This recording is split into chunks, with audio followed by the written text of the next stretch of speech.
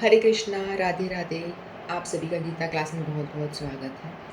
ओम अज्ञानतिमिरन्धस्य ज्ञानञ्चञ्चलाकया चक्षुरुन्मिलितं येन तस्मै श्रीगुरुवे नमः।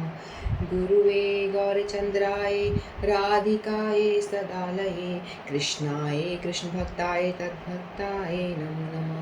नमो विष्णुपादाय कृष्णपृष्ठाय भूतले श्रीमद्भक्तिवेदान्त नारायणीति नामिने श्रीकृष्णलीला कथने सुदाक्षं औदार्यमाधुर्यगुणनिक्षुप्तं वरं वरेण्यं पुरुषं महन्तं नारायणं तं शिरसा नमामि।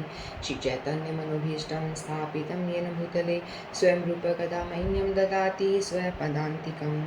आजानुलम्बितभुजो कनकावदातो सङ्कीर्तनैकपित्रो कमलायताक्षो विशम्भरो द्विजवरो युगधरं पालो वन्दे जगत्प्रियकरो करुणावतारो। नमो महावदन्याय कृष्णप्रेमप्रदायते कृष्णाय कृष्णचैतन्यनाम्ने गौरत्विषे नमः। हे कृष्ण करुणा सिंधो दीनबन्धो जगत्पते गोपेशा गोपिका कांत राधाकान्त नमस्तुते। तत्काञ्चन गौरांगी राधे वृन्दावनेश्वरी वृषभानुसुते देवी प्रणमामि हरिप्रिये। वाञ्छाकल्पतरुभ्यश्च कृपा सिन्धुभ्येव च पतितानां पावनेभ्यो वैष्णवेभ्यो नमो नमः। हरे कृष्ण कृष्ण कृष्ण हरे हरे हरे राम राम राम हरे हरे। हरे कृष्ण कृष्ण कृष्ण हरे हरे हरे राम राम राम हरे हरे। कृष्णा राधे राधे। तो हम सभी श्रीमद् भगवद गीता का अध्ययन कर रहे हैं। हम तीसरे अध्याय के हमने 20 श्लोक तक पूरा कर लिया था और आज हम 22 से स्टार्ट करेंगे। 21 एंड 22 करेंगे आज हम, कोशिश करेंगे हो पाएगा। तो भगवान अर्जुन को बता रहे थे कि किस तरह से आप निष्काम कर्म करें और निष्काम कर्म करके किन किन महाजनों ने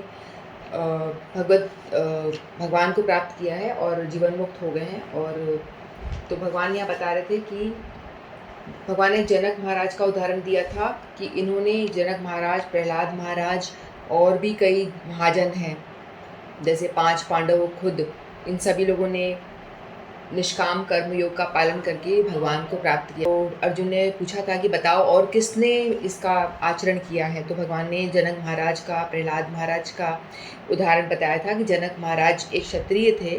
तो इस जनक महाराज का उदाहरण बिल्कुल परफेक्ट बैठता है आपके आचरण करने के लिए, क्योंकि वो भी क्षत्रिय थे, राजा थे और उन्होंने ही किस तरह से भगवान को प्राप्त किया, भगवत भक्ति, जीवन मुक्त हो गए थे निष्काम कर्म योग का पालन करके। तो भगवान यही बता रहे हैं। तो 21 श्लोक हम लेते हैं। यद्यत् आचरति श्रेष्ठः स तत्तेवेतरो जनः स यत् प्रमाणं कुरुते लोकस्तद् अनुवर्तते। तो भगवान यहाँ बता रहे हैं, श्री भगवान कह रहे हैं, महापुरुष जो जो आचरण करता है सामान्य व्यक्ति उसी का अनुसरण करते हैं। वह अपने अनुसरणीय कार्यों में जो आदर्श प्रस्तुत करता है संपूर्ण विश्व उसका अनुसरण करता है। तो सामान्य लोग जो होते हैं, जो उनके नेता होते हैं, उन्हीं को फॉलो करते हैं ना। तो राजा को फॉलो करते हैं। राजा, इसलिए ऐसा कहा गया है कि राजा है। हम सभी लोग अपने अपने क्षेत्र में अपने अपने तरीके से किसी को हम रोल मॉडल प्ले करते हैं। जैसे पेरेंट्स हैं, तो पेरेंट्स होते हैं अपने बच्चों के लिए रोल मॉडल होते हैं, और स्कूल में टीचर्स हैं, वो अपने स्टूडेंट के लिए रोल मॉडल होते हैं। तो हम लोगों को ये ध्यान रखना चाहिए जो हम कह रहे हैं क्या हम उसको आचरण कर रहे हैं कि नहीं, उस चीज़ का ध्यान रखना चाहिए। तो भगवान ने जनक महाराज का एग्जाम्पल दिया था कि वो जो राजा है और श्रेष्ठ पुरुष है वो किस तरह से अपने आचरण के द्वारा जनता को, सामान्य जन जो जनता है वो उसको फॉलो करती है, तो उनको आचरण करना चाहिए। श्रेष्ठ पुरुष का आचरण देख के ही सामान्य जन जो होते हैं उनको पालन करते हैं, उनको देखकर ही आचरण करते हैं। तो जैसे चैतन्य महाप्रभु ने कहा कि शिक्षा देने से पूर्व शिक्षक को ठीक ठीक आचरण करना चाहिए। जो इस प्रकार शिक्षा देना है वह आचार्य आदर्श शिक्षक कहलाता है। तो हम लोगों को सीधी सी बात है कि जो श्रेष्ठ पुरुष है, जो हमारे आचार्यगण जो श्रेष्ठ कहलाते हैं, क्योंकि हम लोग हमारे में इतना सामर्थ्य नहीं होता है कि हम भगवत गीता का अध्ययन करें, वेदों का अध्ययन करें, उसमें क्या लिखा हुआ है और उसको जानें और उसका आचरण करें। तो इसलिए बहुत डिफ़िकल्ट है। तो इसलिए हम लोगों को चाहिए कि जो जीता जागता प्रमाणिक जो ग्रंथ है, हमारे आचार्य होते हैं, तो हमारे आचार्यगण होते हैं, वो पढ़ते हैं कि हमें क्या करना चाहिए, क्या नहीं करना चाहिए, तो उस चीज़ को वो फॉलो करते हैं और अपने आचरण के द्वारा हम जैसे जीवों को बताते हैं कि किस तरह से हमें जीवन जीना चाहिए। तो आचार्य जो होते हैं, जो आचरण करें, आचरण से ही आचार्य शब्द है, जो आचरण करके दिखाए कि किस तरह से हमें जीवन को जीना चाहिए। तो उसका आचरण हमें इसीलिए हमें कोई ना कोई एक रोल मॉडल की ज़रूरत होती है। हम सब एक रोल मॉडल को फॉलो करते हैं और फिर उसी तरह से आचरण, चाहे वो घर में देख लो बच्चे माता पिता को, स्कूल में देख लो टीचर्स को स्टूडेंट फॉलो करते हैं, कहीं आप काम पे जाते हो, जॉब पे जाते हो, वहाँ पे भी जो हमारे ऊपर एम्प्लॉय बॉस होता है उसको जो सबॉर्डिनेट होते हैं वो फॉलो करते हैं, उनके एम्प्लॉयज़ फॉलो करते हैं कि वो कैसा आचरण कर रहा है, वैसा ही हम करें। जैसे कि प्रिंसिपल ने रूल बना दिया है कि आप सबको 7 बजे ठीक पहुँच जाना है स्कूल में। तो और सब टीचर्स के लिए, बच्चों के लिए रूल है और सभी लोग फॉलो करना पड़ेगा जो रूल्स बनाया गया है। लेकिन प्रिंसिपल बोले कि मैं तो बॉस हूँ, मैं क्यों जाऊँ टाइम पे। वो खुद ने उसने रूल बना दिया है और खुद आ रहा है 10-10 बजे आ रहा है। तो सीधी सी बात है, क्या कोई फॉलो करेगा? पीछे जो टीचर्स बोलेगा अरे वो तो प्रिंसिपल हमारा लेट आता है, कोई बात नहीं, हम भी आराम से चलेंगे, सब चलता है। तो बच्चे बोलेंगे टीचर्स लेट आ रहे हैं तो हम भी आराम से आएंगे, सब चलता है। तो ये वाला सब चलता वाला ये बात आ जाएगी। तो इसीलिए जिसने रूल्स बनाए हैं उसको सबसे पहले रूल को फॉलो करना पड़ेगा। जब वो देखेंगे प्रिंसिपल ने ये रूल्स बनाए हैं, ऐसे ऐसे करना है, या किसी बॉस ने, किसी भी कंपनी के बॉस ने जो रूल बनाए हैं, यदि वो फॉलो खुद कर रहा है तो जो नीचे उसके अंडर काम करने वाले कर्मचारी हैं वो खुद से अलर्ट रहेंगे, अरे भाई वो तो बहुत स्ट्रिक्ट है, वो एकदम शार्प टाइम पे पहुंच जाता है और वो इधर उधर थोड़ा सा भी कुछ ऊंची नीच होती है, टाइम थोड़ा ऊपर नीचे होता है तो बिल्कुल मैनेज नहीं करता है और मतलब खतरनाक डांट पड़ेगी, पनिशमेंट मिलेगा। तो सभी लोग उसको देख करके सभी लोग उस चीज़ को फॉलो करेंगे, चाहे घर में पेरेंट्स हों, जो पेरेंट्स ने रूल्स बनाए, पेरेंट्स ने कहा है कि आपको टीवी इस टाइम तक देखना है, इस टाइम तक आपको फ़ोन भी नहीं चलाना है, मतलब जो जो रूल्स बना रहा है अपने घर के लिए सेट कर रहा है। और यदि बच्चे देख रहे हैं कि हमारे पेरेंट्स उस चीज़ को फॉलो कर रहे हैं तो बच्चे ऑटोमेटिकली उसको फॉलो करेंगे। तो आचरण से ही इंसान सीखता है। हम सोचे कि हमने भगवत गीता पढ़ लेंगे, हम अपने आप पढ़ के समझ लेंगे, ग्रंथ पढ़ लेंगे, हमें क्या ज़रूरत है गुरु की, हमें कोई आवश्यकता नहीं। तो ऐसे आप करके देख लो, मैंने तो देखा हुआ है, हमें कुछ समझ नहीं आया। अपने आप हम भगवत गीता खोलेंगे, पढ़ेंगे या कोई भी ग्रंथ उठा लो, कुछ भी समझ नहीं आएगा। आप पढ़ तो लोगे, कुछ समझ नहीं आएगा। लेकिन आप जब उसी चीज़ को एक आचार्य के माध्यम से, हमारे जो गुरुवर्ग ने बोला है उनको सुनेंगे, सुन कर के फिर पढ़ेंगे तो आपको समझ में आएंगी चीज़ें कि हाँ ऐसी ऐसी बात बोली है उन्होंने, तो हम पढ़ रहे तो हाँ कनेक्ट कर पाते चीज़ों को। तो हमको हमेशा आचार्य की, गुरु की आवश्यकता होती है। तो गुरु जो बातें बताते हैं, जो ग्रंथों में लिखा हुआ है, उस चीज़ को आचरण करके दिखाते हैं, फिर सामान्य जन जो होती है उसको फॉलो करते हैं। जो जहाँ राजा जनक के बारे में बताया गया था कि वो भी एक ऋषि हैं, एक तरह से ऋषि की तरह ही हैं, क्योंकि वो मुक्त पुरुष हैं और उन्होंने अच्छे से जो उनके जो पुरोहित होते हैं ना, राजपुरोहित हैं, उनकी आज्ञा के अनुसार धर्म युक्त होकर के राज्य को चलाते हैं। तो भगवान अर्जुन को यही कह रहे हैं कि तुम भी उस चीज़ का आचरण करो, उस चीज़ को अच्छे से फॉलो करने का प्रयास करो। तो जैसे आजकल भागवत कथा होती है बहुत, हर जगह हम देखते कितना चलन है ना, हर जगह भागवत कथाएं हो रही हैं, लेकिन उन कथा में जो मुद्दे की बात होती है वो बहुत कम लोग बताते हैं। लोग बाग अक्सर बताएंगे जो लोगों को इंटरेस्ट आ रहा है, जो जिसमें आनंद आ रहा है वो चीज़ बताएंगे। रुक्मणी विवाह बताएंगे, प्रहलाद का जो कांड है वो बताएंगे, प्रहलाद ने ऐसा किया था, उनको पत्थर ऊपर से पहाड़ से गिरा दिया, उसकी पिताई, मतलब स्टोरी रूप में बताएंगे। बहुत अच्छा है, कथा है, लेकिन जो उसका मेन जो तत्व वाली बात है वो नहीं बताएंगे। जो आनंद देती है लोगों को वो चीज़ तो बता देंगे, गोवर्धन लीला बता देंगे, है ना, ये सब बताना चाहिए, भागवत में है, बताना भी चाहिए, लेकिन इनके पीछे क्या तत्व वाली बात है वो नहीं बताएंगे। प्रहलाद महाराज की सब बता देंगे, प्रहलाद महाराज ने ऐसे किया, उसके पिता ने इतना अत्याचार किया, उसको कभी सांपों को खिला दिया, कभी ऊपर से गिरा दिया, कभी हाथी के नीचे कुछ ला दिया, लेकिन ये नहीं बताएंगे जो हमारे जो आचार्य हैं, संकीर्तन के आचार्य प्रहलाद महाराज को कहा गया है, उनकी जो नाम में निष्ठा थी उसके विषय में कोई नहीं बोलेगा कि नाम की निष्ठा उनमें अटूट थी, भगवान में उनका बहुत ज़्यादा था। वो बोलेंगे थोड़ा बहुत, लेकिन जोर दे के नहीं बोलेंगे। तत्व की बात यही है कि आप भगवान का नाम जप करें, संकीर्तन करें, सदैव भगवान के स्मरण करें। ये जो तत्व की बात है, वो लोग बाग बस ये देखेंगे कैसी जनता है, जनता हमारी बात किस तरह से सुन के खुश हो रही है, वो चीज़ पे ध्यान देते ज़्यादा। किस तरह से हम अपने बिजनेस, जो भागवत कथा रूपी बिजनेस है, उसको आगे बढ़ा सकें, उन पे ज़्यादा जोर होता है। तो इस तरह से लोगों में परिवर्तन ज़्यादा देखने में नहीं मिलता, क्योंकि लोगों में परिवर्तन तभी होगा जैसे हमारे आचार्य आते हैं, वो कोई मांग नहीं करते। हमारे गुरु आते हैं, पूज्यपाद श्रीधर महाराज जी कभी आते हैं तो कोई उनकी डिमांड नहीं होती हमें ये दो वो दो, कुछ नहीं मांगते। जो दे दिया अपनी श्रद्धा से ठीक है। जो लेकिन जो गाने बजाने वाले आते हैं उनके लिए मांगते हैं कि इनको इतना इतना एक अमाउंट है वो देना पड़ेगा, क्योंकि वो भक्त नहीं है, वो बजाने वाले हैं, उनको देना पड़ेगा, क्योंकि उनका तो नौकरी जैसा है। उनकी पर्सनली कोई डिमांड नहीं होती कि मेरे को इतना पैसा दोगे तो ही मैं भागवत कथा करूँगा, कभी भी नहीं। आपकी श्रद्धा है, दो, ना दो तो मत दो, ऐसा होता है उनका।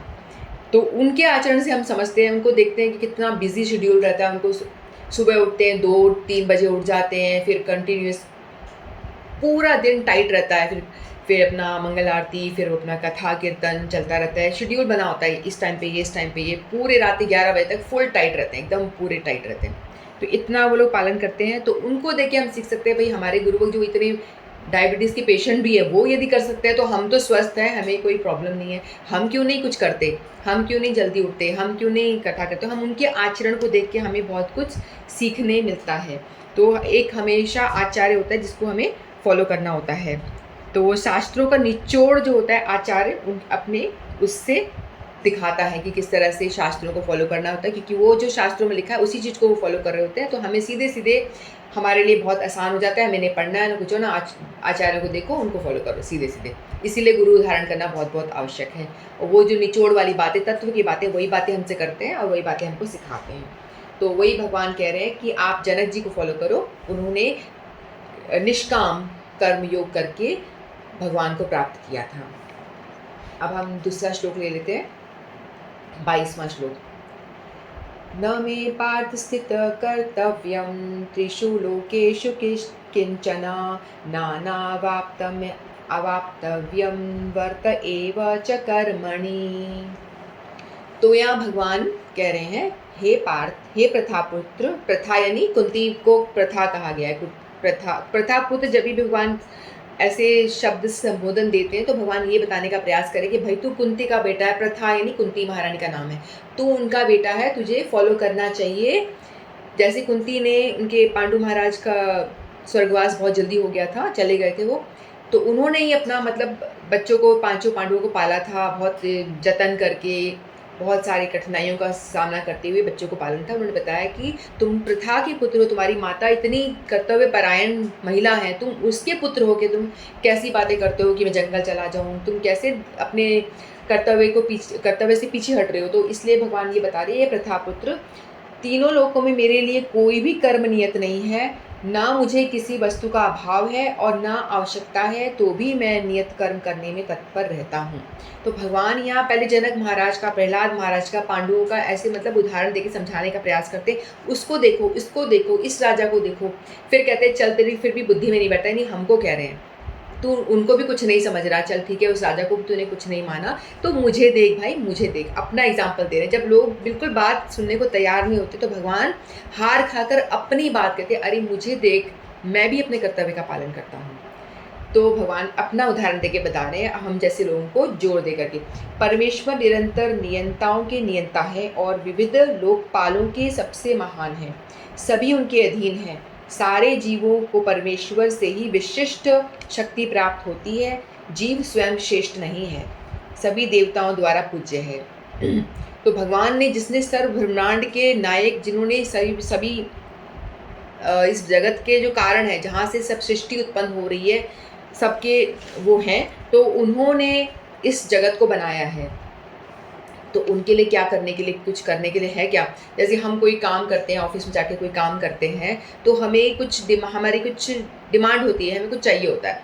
क्योंकि हमारी नीड्स है, हमें घर चाहिए, कपड़ा चाहिए, रोटी कपड़ा मकान, जो बेसिक नीड वो सब चाहिए, हमें अपने घर को चलाना है, बच्चों का पालन पोषण करना है, हमारी फैमिली को चलाना है, तो हमको पैसा चाहिए, इसलिए हम जा रहे हैं कहीं पे भी ऑफिस में काम कर रहे हैं, क्योंकि हमें इन रिटर्न पैसा चाहिए। तो भगवान को क्या चाहिए? भगवान ने तो ये सृष्टि बनाई है, तीनों लोगों का बनाने वाले, विश्व ब्रह्मांड को बनाने वाले भगवान ही तो हैं, उन्होंने बनाया है। तो उनके लिए क्या ज़रूरत है कि कुछ करें? उनको पता है मैंने ये सृष्टि का निर्माण किया है, तीनों लोग ब्रह्मांड, तीनों जो लोग हैं, स्वर्ग लोक, मृत्यु लोक, जो भी पृथ्वी लोक, पाताल लोक, सब कुछ इन्होंने बनाया है। तो इनको तो पता है मैंने क्या बनाया है, मुझे क्या ज़रूरत है। मैंने जैसे बच्चा खेल रहा है, मिट्टी के बर्तन बनाए हैं, तो जब चाहे तोड़ दे, उसको क्या है, खेल खेल, भगवान ने तो खेल खेल में बना दिया, खेल खेल में तोड़ भी देंगे, उनका क्या। तो भगवान के लिए कुछ भी कर्तव्य नहीं है, कुछ भी उनको कुछ चाहिए ही नहीं, तो कर्तव्य की क्या बात है। हम जॉब तभी कोई हम कर्तव्य का पालन कर रहे हैं कि हमें कुछ चाहिए, हमें पैसा चाहिए, हमें कुछ लोभ है, हम शरीर से जुड़े हुए हैं, तो शरीर से जो हमारी नीड है, शारीरिक जो नीड है वो हमें पूरी करनी है, इसीलिए हम काम करते हैं, अपना कर्तव्य का पालन करते हैं। लेकिन भगवान का शरीर और भगवान की आत्मा सच्चिदानंद है, एक ही है, उसमें कोई डिफरेंस नहीं है। जो भगवान का शरीर है वही भगवान की आत्मा है, तो उसमें कोई डिफरेंस नहीं। तो भगवान का शरीर ही कोई डिमांड है ही नहीं, क्योंकि भगवान ने सब कुछ बनाया है।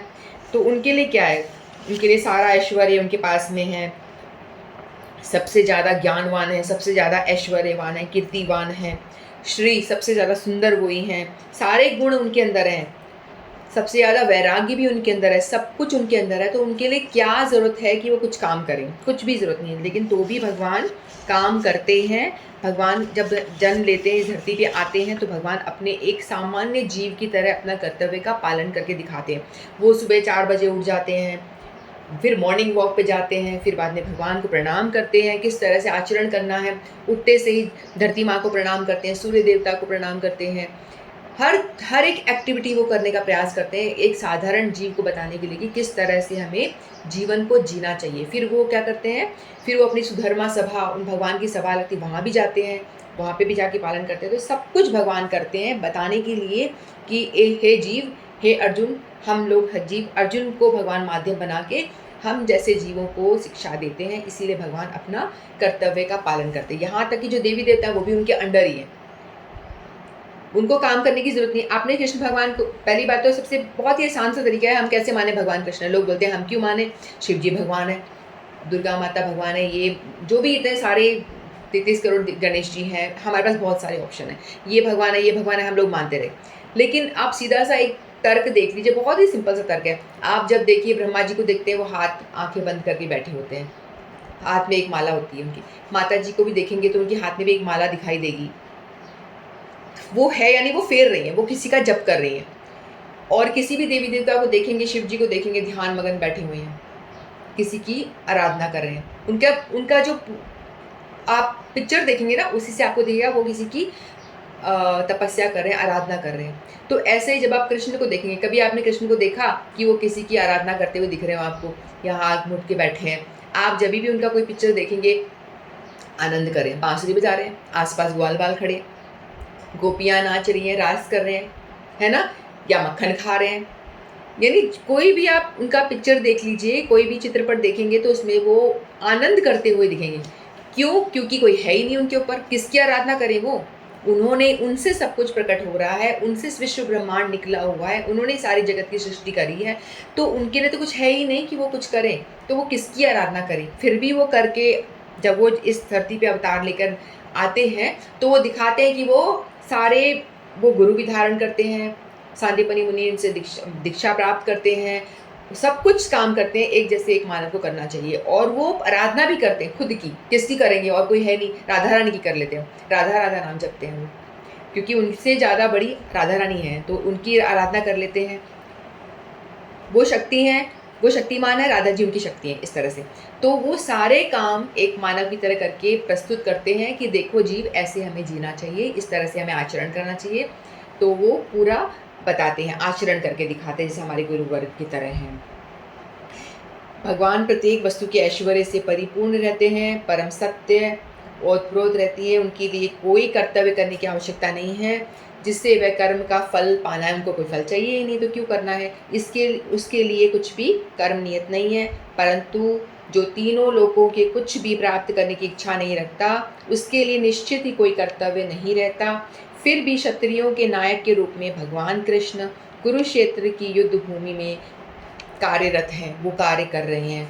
भगवान कुरुक्षेत्र की भूमि में भगवान घोड़ा चला रहे हैं सारथी रूप में, क्योंकि क्षत्रियों का धर्म है कि दीन दुखियों को आश्रय प्रदान करें।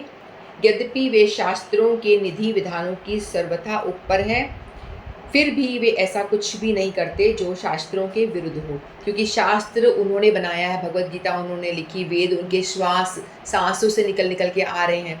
तो सभी वेद पुराण जो भी कुछ ग्रंथ शास्त्र है सब भगवान से ही निकल के आ रहे हैं। भगवान की सांस लेते हैं तो ये सब वेद पुराण निकल जाते हैं, भगवान बोलते हैं तो भगवत गीता हो जाती है।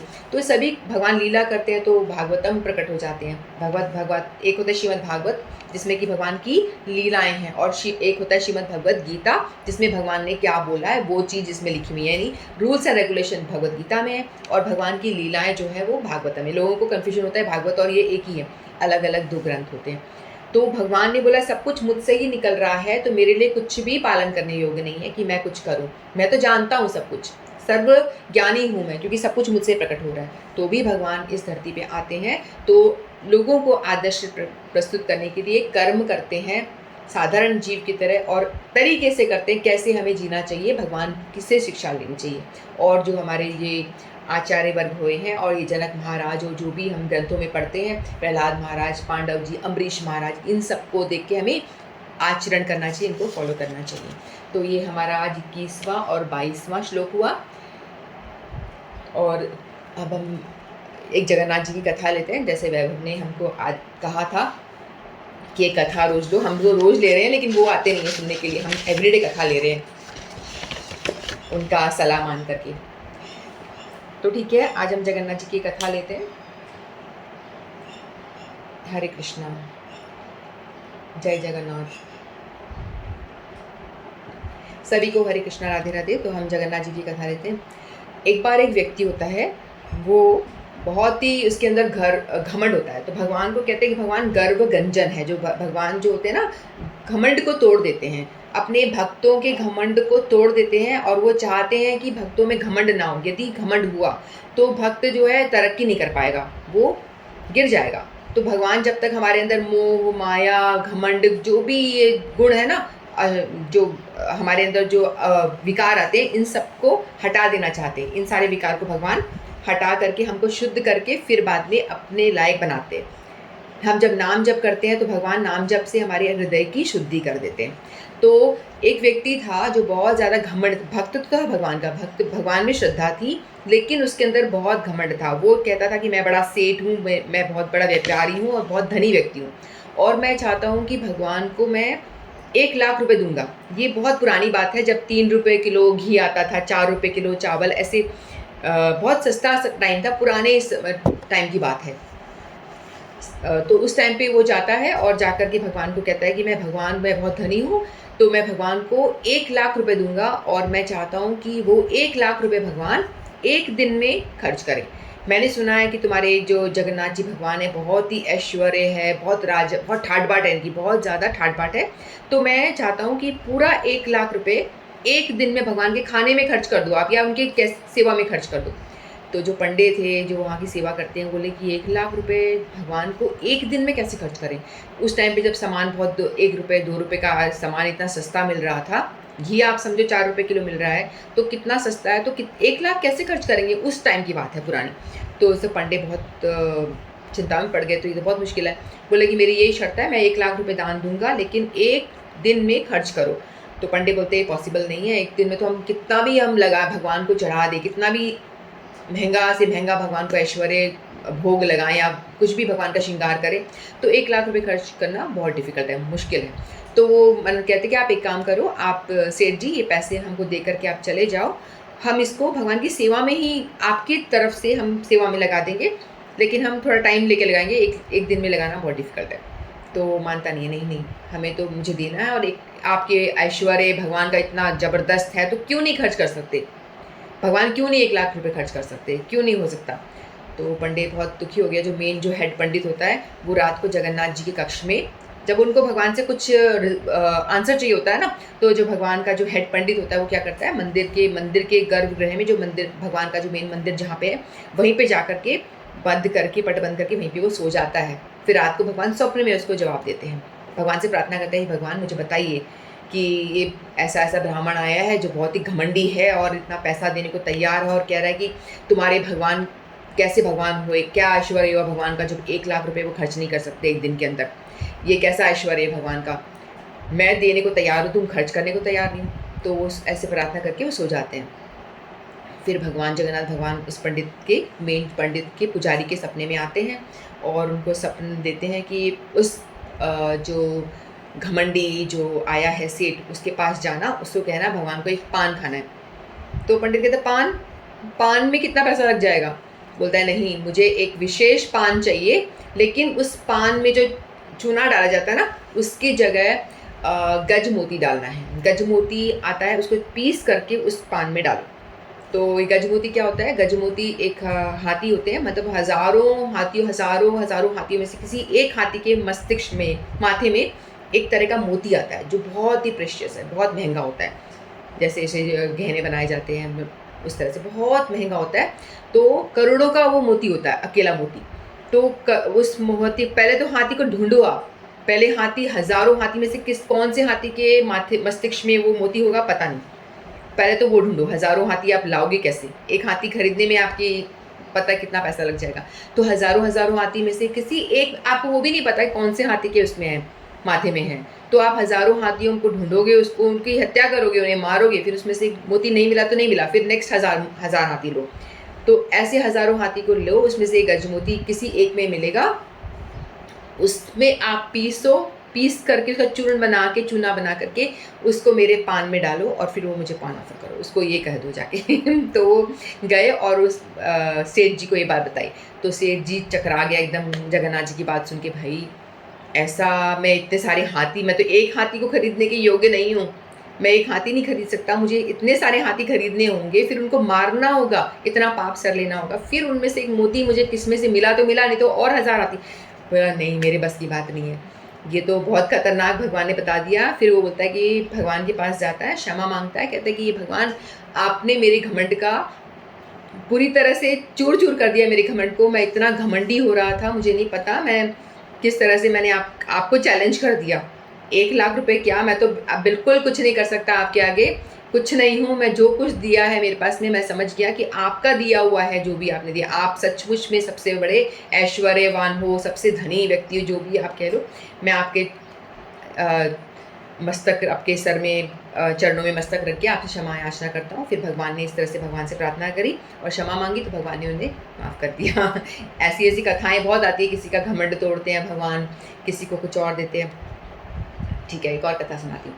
एक बार एक व्यक्ति होता है, उसका नाम होता है बंधु मोहंती नाम का एक व्यक्ति होता है, जो भगवान को हम लोग क्या करते हैं, भगवान को हम एक कनेक्शन के साथ में, भगवान को हम संबंध बना के पूजा करना चाहिए, आराधना करनी चाहिए हम सबको। कई लोग होता है कि वात्सल्य भाव में भगवान से, जैसे यशोदा माता है, भगवान को बेटा मानती है, बेटे की तरह उनकी सेवा पूजा करती हैं। तो सेवा बेटा समझ के भगवान को नहलाना, धुलाना, खिलाना, जो हमारे घर में लड्डू गोपाल होते हैं, वो वात्सल्य भाव में पूजा होती है भगवान की। कुछ लोग होते हैं माधुर्य भाव में करते हैं, तो भगवान को अपना सखा मान लेते हैं, अपना प्रेमी मान लेते हैं, भगवान मेरी, या किसी लोग पति मान लेते हैं, ये मेरे पति हैं, जैसे मीराबाई करती थी, अपने भगवान को अपना पति मान लेती थी, तो पति रूप में हमेशा उनकी सेवा पूजा करी। और गोपियाँ होती हैं, भगवान को अपने प्रेमी के रूप में वो पूजा करती हैं। और इस तरह से भगवान को अलग अलग भाव से भगवान को भजा जाता है। पहले हमको सोचना चाहिए हमारा संबंध क्या है, हमको कौन सा भाव अच्छा लग रहा है, उस तरह से हमको भगवान से कनेक्ट करना चाहिए। जब हमारे कोई संबंध होता है, तभी हमसे, जैसे हमारे बच्चे हैं तो हमको लगता है हमारे बच्चे हैं, तो हमारा कनेक्शन है, इसीलिए हम उनसे प्रेम कर पाते हैं, है ना। कोई कनेक्शन ही नहीं होगा तो हम किसी पराये से हमें कोई भाव ही नहीं होगा ना, पर कोई भी व्यक्ति जा रहा है, हमें क्या लेना देना, हमें कोई भाव नहीं होगा। तो इस तरह से पहले हमको कोई भाव हमारा पुष्ट करना चाहिए, हम कौन से भाव में भगवान को पूजना चाहते हैं। तो वो व्यक्ति होते भगवान को सखा मानता था, यानी अपना दोस्त। तो वो हमेशा भगवान को सखा मानता था और हमेशा आकर के भगवान को अपने दोस्त की तरह बातें करता था, दोस्त की तरह ही भगवान से बातें करेगा, दोस्त की तरह भगवान से, उस भाव से भगवान की सेवा करता था।